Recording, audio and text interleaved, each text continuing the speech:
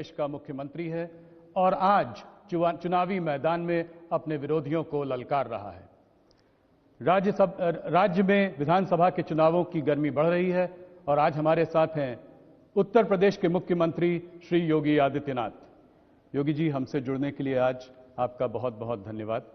धन्यवाद जी आपका। सबसे पहले आपको बहुत बहुत बधाई, आज आपने यहां से नॉमिनेशन फाइल किया। आपको हम लोगों की हार्दिक शुभकामनाएं। आखिरकार गोरखपुर आप वापस आए, विधानसभा का चुनाव भी आप यहीं से लड़ रहे हैं। गोरखपुर आपकी कर्मभूमि भी रही है, यहां से आपका आध्यात्मिक जुड़ाव भी रहा है।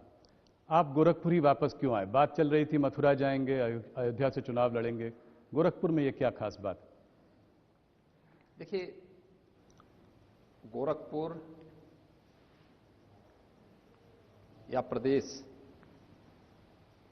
अब मेरे लिए कोई अपरिचित नहीं है।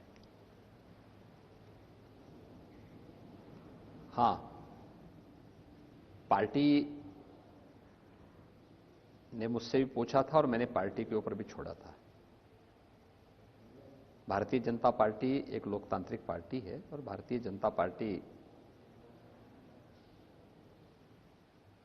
हर उस पर विचार करते हुए तय करती है और मैं आभारी हूं आदरणीय प्रधानमंत्री जी का, राष्ट्रीय अध्यक्ष जी का,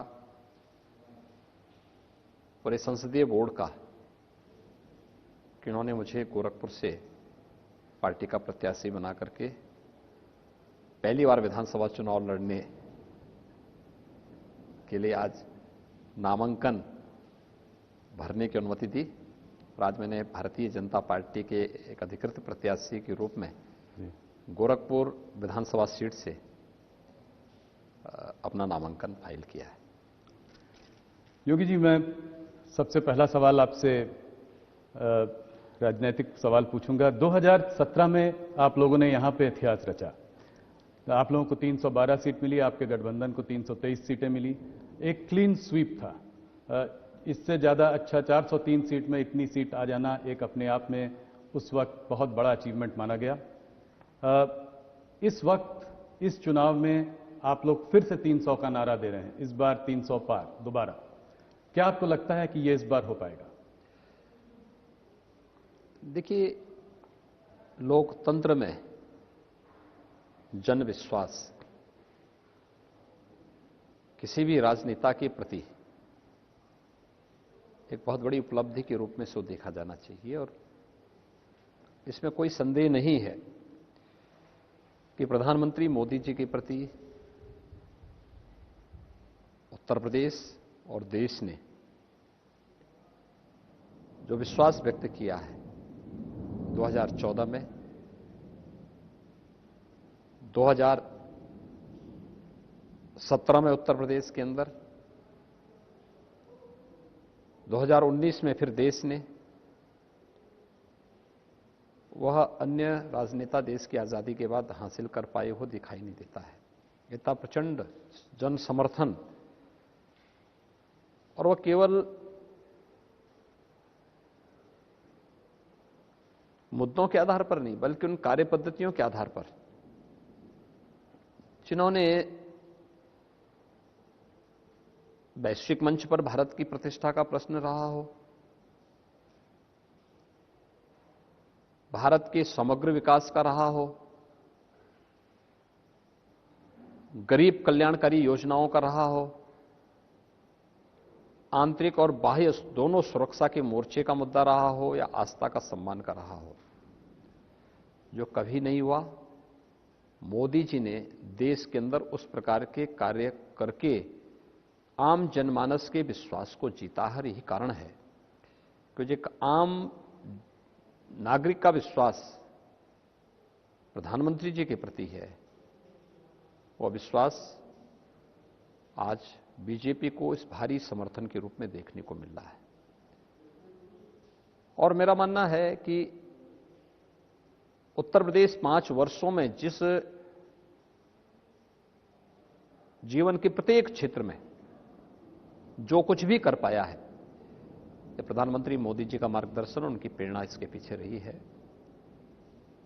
और मेरा ये मानना है कि बीजेपी की उत्तर प्रदेश की डबल इंजन की ये सरकार जन विश्वास पर खरा उतरेगी। 2017 की तर्ज पर 2022 में भी प्रचंड बहुमत की सरकार फिर से बीजेपी नेतृत्व की बनेगी और भारतीय जनता पार्टी 300 पार के अपने लक्ष्य को प्राप्त करेगी। योगी जी, अगर जितने भी अभी तक सर्वे आए, अगर आप सर्वे देखें तो भारतीय जनता पार्टी को 230 से 260 तक सीट बताई है। अलग अलग सर्वे ने अलग अलग वो दिया है। समाजवादी पार्टी की काफी बढ़ोतरी हुई है, पहले उनकी 40 प्लस कुछ सीटें थी, 43 सीटें थी, अब करीब 100 से ऊपर 150 की तरफ भी जाता हुआ दिखाई दे रहा है। क्या आप इस बात को मानते हैं कि ऐसा हो सकता है? आपको लगता है कि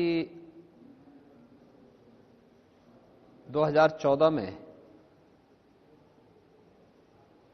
भाई बहन की पार्टी को भी लोगों ने बहुत हाईलाइट किया था। क्या हुआ था? 2 सीट पाए ना यूपी में। उस समय की प्रदेश की सत्ताधारी दल के बड़े बड़े दावे थे। क्या हुआ था? 5 सीटों पर सिकुड़ गए थे ना। 5 भी एक ही परिवार के थे। -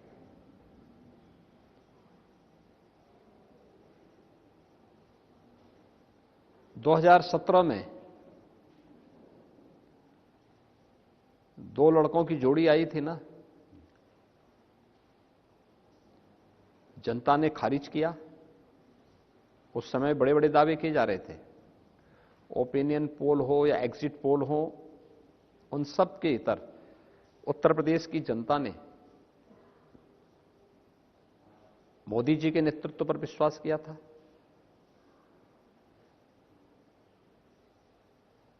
भारतीय जनता पार्टी को अपना समर्थन दिया था। 2019 में महागठबंधन बन गया था।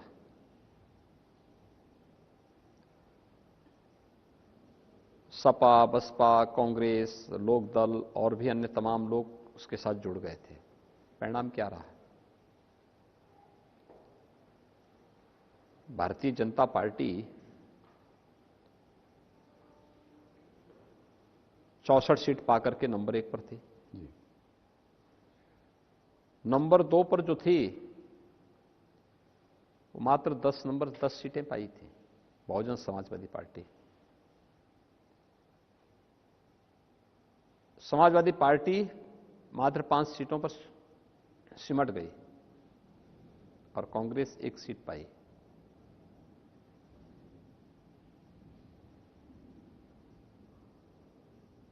इस चुनाव में भी आप यही देखेंगे जी। उस वक्त भी सर्वे आपको कम सीटें, मैं क्या कह रहा हूं ना, देखिए सर्वे, ओपिनियन पोल और एग्जिट पोल दोनों, आप तीनों चुनावों का देख लें।